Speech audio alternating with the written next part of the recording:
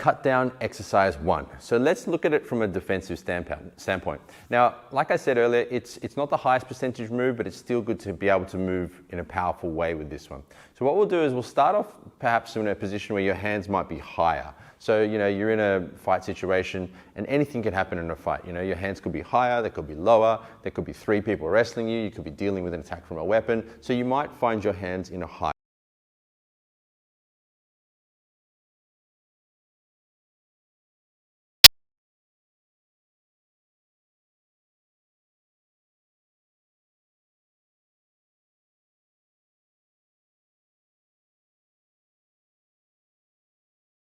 reason.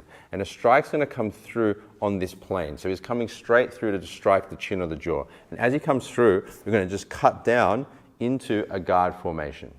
So start off slowly. Get a good feeling for it if you're training with a partner. If you're training on your own, just go through it slowly, getting into the motion with your imaginary partner. So as Carsten comes through, I'm just bringing that down. My hands are aiming up higher, kind of like above his head like this, because I'm caught in this situation, remember? And then from here I cut down, yeah? So again, cut down, yeah? Guys who are feeling, if you're feeling comfortable with this, you can then start to increase the power from the other person, yeah? Yeah, that's right, yeah? So start with one arm just for the sake of that. So he can start increasing the power and the speed of it, and you can just make sure you're making contact, make sure you're connecting to the center, make sure you're maintaining the focus of your body towards them. So as his punch comes through, you make contact with the arm aiming to his center. You make sure you're keeping contact and control as you roll forward to his center. So what I don't want to do is, as he's just coming slowly so we can demonstrate, I don't want to push down, keep going towards me. I don't want to push down across his hand because he may be able to either power straight through or run palms. So I make sure as I cut down, I'm aiming forward to him like a ball rolling in this fashion, so that if he tries to power through, I still have a level of forwardness towards him. Come power through again, yeah, like this, yeah, like this, as opposed to pushing down on his hand, which might disrupt your own balance, or if he's relaxed and focused towards me, it could go right through to hit me as well. So, starting off slowly, cutting down, making contact, cutting down. And then they can increase the power and the speed of it. And then from there, they can start to either switch hands, so he can go from left hand to right hand, and mixing up the actual, which hands he's using, so left or right. So you can do, mix it up.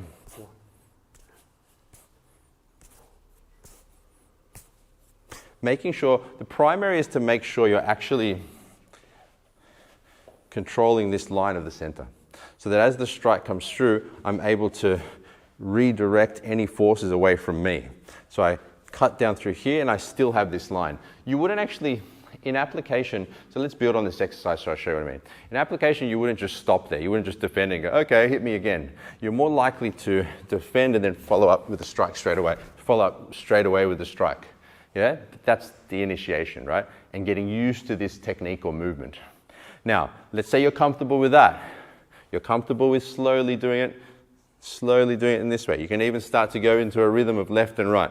Yeah, hands are still aimed higher just for the sake of the exercise, and you're using the cut down movement, focusing forward to their center, aiming the hands to him, not collapsing towards you, not pushing down towards the floor, aiming forward like you're digging your hand in towards their spine. Now, let's say you're comfortable with that. Your partner can then start to move around.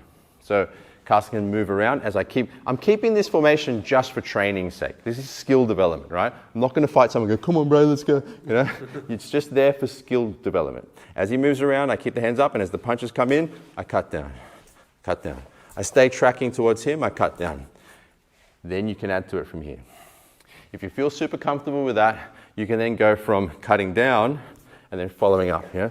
Following up with a strike, And when we talk about a strike, we talk about, I think I'll put in an overall lesson on the self-defense system we use. I might chuck that in for you guys somewhere into the classroom section. If it's not in there yet, send me a message or put it into the community to remind me. When it's a self-defense situation, your objective is to nullify the threat, meaning shut off their brain. And the way to do that is by causing an injury, whether that's throat, eye, ear, groin. So you're going to target vulnerable points to put them out of commission. This is self-defense though, remember. This is not play fighting or combat sports. This is when, not that I'm saying they are each other. What I'm saying is that play fighting with your friends is not self-defense. Combat sports is not self-defense. Very close, and one of the closest experiences to self-defense, but it's not the same intention you would have. In combat sports, you're not trying to, poke at a person's eye or break their leg or crush their throat or maim them, so to speak. It's more of a competition to show martial prowess as opposed to life or death, so to speak. So, coming back to it.